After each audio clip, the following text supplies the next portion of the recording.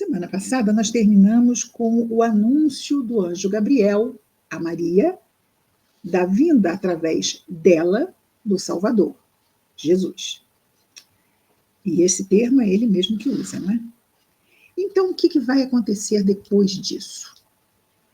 Maria visita, aqui na minha tradução, já dissemos isso, não é? Elizabeth, mas nós vamos usar Isabel, que é a palavra, o nome em português para Elizabeth. É Isabel. Então, vamos tratar aqui de Isabel.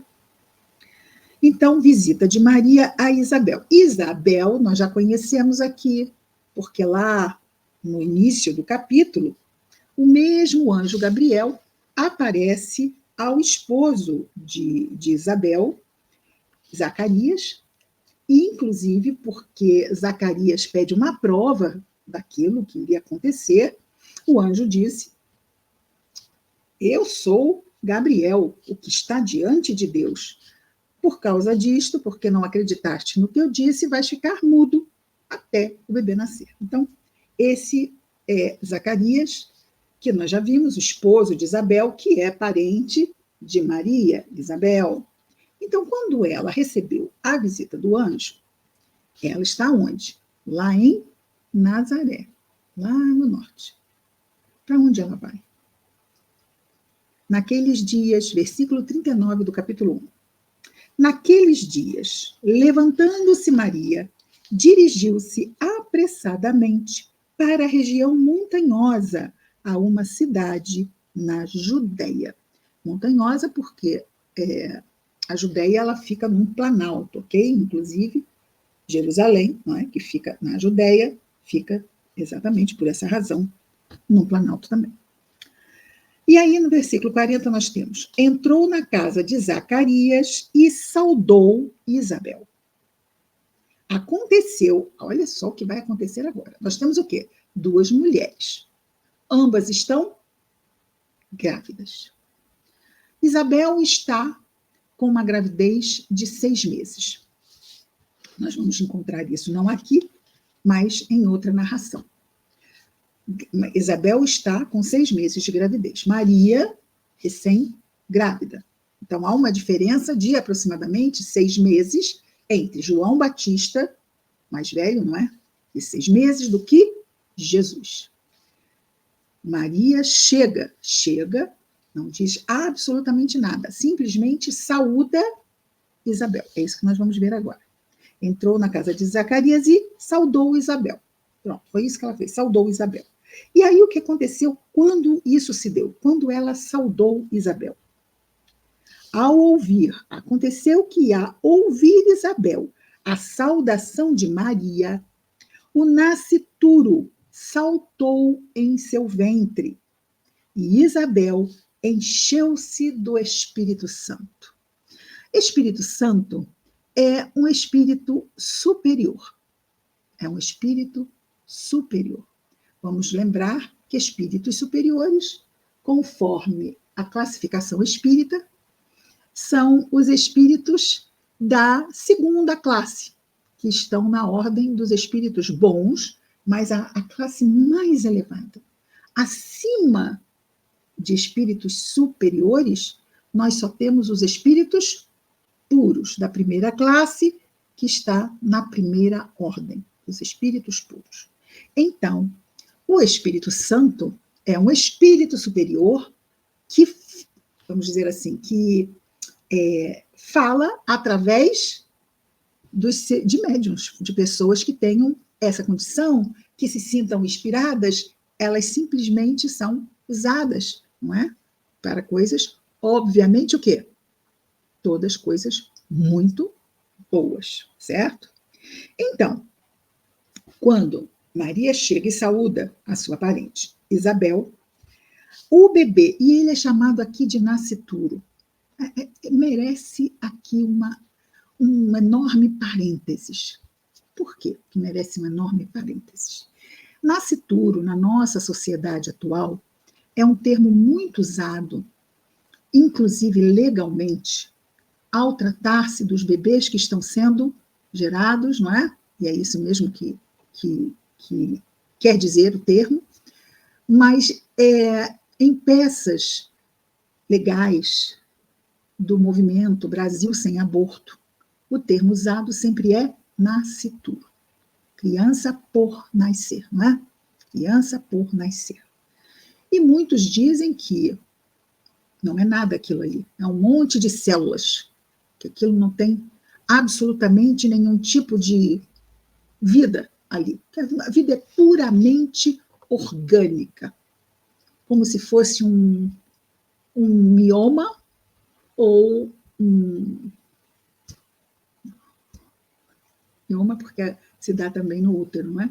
Ou um cisto, né? Como se o nascituro fosse um cisto, fosse um mioma. Então, a sua mãe, porque já é mãe, não é? A grávida já é mãe, não é? É alguém que está ali com uma coisa, né? É mãe de um bebê em formação que se chama nascituro. E para nós vermos como esses bebês, claro que aqui não estamos, aqui é João, não é? João Batista, nas palavras de Jesus, entre todos os homens da terra, ou seja, os seres humanos da terra, João é o mais elevado que nós conhecemos. Claro, abaixo de Jesus, porque ele vai dizer, entre todos os homens, João é superior a todos, mas mesmo assim é inferior aos anjos. Ele é inferior a todos os anjos, mas é superior a todos aqueles que não são. Daí nós vemos o quê? Que é um espírito mesmo que está na classe logo abaixo do espírito puro. Sendo assim, é ele que toma a mãe. E nós vamos ver mesmo no que ela diz. Primeiro, ela não teria condição de dizer o que disse, já que ela não sabia que a sua parente estava grávida. Mas o bebê sentiu a vibração do mestre. Lembrando aqui, eu não conheci pessoalmente Chico Xavier, mas quem teve a oportunidade de se aproximar dele, e que, claro, que Chico Xavier está a quilômetros aquém, não é, da vibração de Jesus. Quilômetros, quilômetros e milhares e milhões de quilômetros. Jesus é um espírito puro. E Chico Xavier, a sua vibração era sentida a muitos metros de distância da onde ele se encontrava. Ondas de amor partiam dele e eram sentidas do lado de fora da casa onde ele ficava, para receber as pessoas, fazer o seu correio de luz, receber a mensagem dos filhos desencarnados, de quantas mamães e papais que foram lá para receber essas mensagens. Então, nós vemos que isto era sentido por nós, que somos ainda tão grosseiros. Imagina nas sutilezas da espiritualidade superior. Então, vamos voltar aqui. Que o nascituro saltou em seu ventre, isto é um ode à preservação da vida, só esse termo. Nenhum espírita, e eu digo espírita, digo cristão, mas porque nós somos cristãos, os espíritas são cristãos, mas não são os espíritas, todo cristão e todo o que acredita em Deus não pode dizer que acha que o aborto é uma ação que quem decide é a mãe, porque isso nós estamos subvertendo as leis de Deus. Precisamos ter mas eu penso assim, olha, pensar, fazer, cada um pensa e faz o que quer. E o nome disso é livre-arbítrio. Ninguém está dizendo para que as pessoas deixem de pensar, deixem de fazer, deixem de... Porque isso é a pessoa com a sua consciência. Estamos apenas dizendo que, de acordo com esta doutrina, de acordo com o Evangelho, não podemos imaginar que há a possibilidade de dissociar cuidado, a preservação da vida numa situação e na outra situação, não. É incoerente. Isso é incoerente. Não faz sentido. Então, o nascituro saltou no seu ventre, no ventre de sua mãe, e Isabel encheu-se do Espírito Santo. E porque estava tomada pelo Espírito Santo, ou seja, o espírito do seu filho falava por ela, passou a falar por ela. E exclamou em grande brado, dizendo: Bendita és tu entre as mulheres, e bendito o fruto de teu ventre. E nós conhecemos essas palavras, não é? Essas palavras fazem parte da oração da Ave Maria. Vejamos que momento significativo. No versículo 43, veja, continua ela falando, não é? E o que se passa para que me visite a mãe do meu Senhor? Olha só que coisa incrível. Reconheceu ali, claro, não foi Isabel. O que se passa para que me venha visitar a mãe de meu Senhor? Que coisa linda.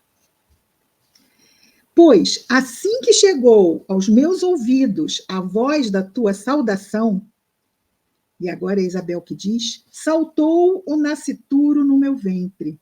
Bem-aventurada a que creu. Isabel tinha como saber disso? Maria não falou nada, ela só cumprimentou. Bem-aventurada a que creu, pois hão de cumprir-se todas as coisas que lhe foram ditas da parte do Senhor. Quem disse? Gabriel, quando fez a anunciação. Isabel não tinha como saber disso. Então vejamos o que disse Gabriel. Está lá a partir do versículo, na verdade, a partir do versículo 31.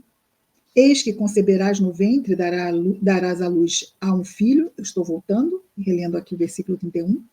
A quem chamarás pelo nome de Jesus. Ele será grande, será chamado Filho do Altíssimo. E o Senhor Deus lhe dará o trono de Davi, seu pai. Isso é da casa, né? Porque é linhagem. Isso prova a questão da profecia do Antigo Testamento. A linhagem de Davi. O Messias viria na casa de Davi. Viria a um que está na linhagem do rei Davi. Reinará na casa de Jacó para sempre, e o seu reinado não terá fim. Voltando aqui ao que foi dito, não é? Bem-aventurada, hão de cumprir-se as coisas que lhe foram ditas da parte do Senhor. Sim, porque o anjo disse, o que o anjo disse não era do anjo. Ele veio dizer algo da parte do Senhor. Então, Deus o enviou para que ele fizesse a anunciação junto a Maria.